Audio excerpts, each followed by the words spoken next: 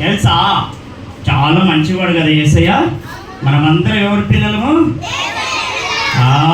యేసయ్య పిల్లలు కాబట్టి పిల్లలు మనం అందరం కూడా మంచిగా ఉండాలి కదా, మంచివారం కదా మనము. అందుకే ఆయనలాగానే ఉండాలి. అందుకే ఈయనండి మన జీవితం ఎలా ఉందంటే ఇలా బ్లాక్గా ఉంది కదా. ఎలా ఉంది? మ్యాజిక్ స్టిక్ ఉంది కదా, ఈ మ్యాజిక్ స్టిక్ లాగా ఉంది కదా. ఉందా? ఇలా ఉందా? మారిపోయేదా? బాగైంది. కానీ ఇంతకుముందు ఇలానే బ్లాక్గా ఉండేది మన జీవితం. అలా ఇలా పాడైపోయిన జీవితంలో నుంచి దేవుడు ఒక గొప్ప కార్యం చేయబోతున్నాడు. ఒక నూతనమైన జీవితాన్ని, మంచి జీవితాన్ని ఇవ్వబోతున్నాడు. దేవుడు ఎలాంటి వాడు చెప్పండి? ఆయన మంచివాడు కాబట్టి మన కొరకు అనేకమైన మంచి పనులు చేస్తాడు.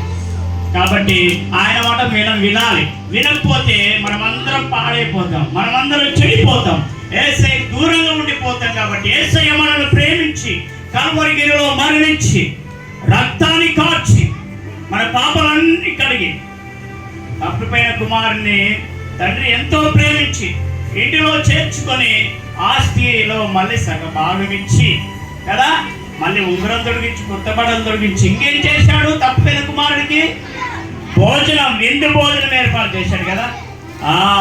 అలానే దేవుడు కూడా మనకు సంతోషకరమైన జీవితం, ఇలా పాడైపోయిన జీవితాన్ని, పాడైపోయిన నీ బ్రతుకున్న జీవుడు ఆనందకరమైన జీవితంగా మార్చబోతున్నాడు. ఒకసారి చప్పట్లు కొట్టండి గట్టిగా.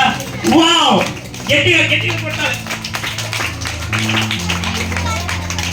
కొట్టాలి. మీరు కొడతలేరు కాబట్టి రావట్లేదు, కొట్టాలి. చప్పట్లు కొట్టండి ఒకసారి. వావ్, చప్పట్లు కొట్టండి గట్టిగా. గట్టి కొడుతూనే ఉంటారంట, నిలబడతలేదు. ఎందుకంటే ఫ్యాన్ కావాలి ఏమంటే నిలబడతలేదు. ఇలా పడతాం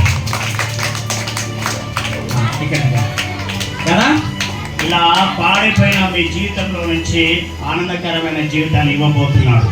దేవుడు మంచి దేవుడు కాబట్టి, దేవుడు గొప్పవాడు కాబట్టి ఇలాంటి మేలు మీ జీవితంలో కూడా చేయబోతున్నాడు. చెప్పండి కొట్టండి ఒకసారి గట్టిగా పిల్లలు. మీరు ఇలా ఆనందకరంగా ఉండాలనుకున్నారా? దేవుడికి ఇష్టమైన జీవితం జీవించాలనుకున్నారా? ఆనందంగా ఉండాలనుకున్నా, ఇష్టమైన జీవితం చేయాలి. అందుకే ఈ రోజు చాలా ఉండాలని యేసు నామంలో మనం చేస్తున్నాం. ఓకే, తీసేస్తాం.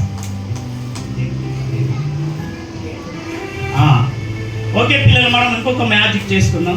అని మీరు కూర్చోండి, పిల్లలు కనబడుతుంది. కూర్చోండి. రైట్.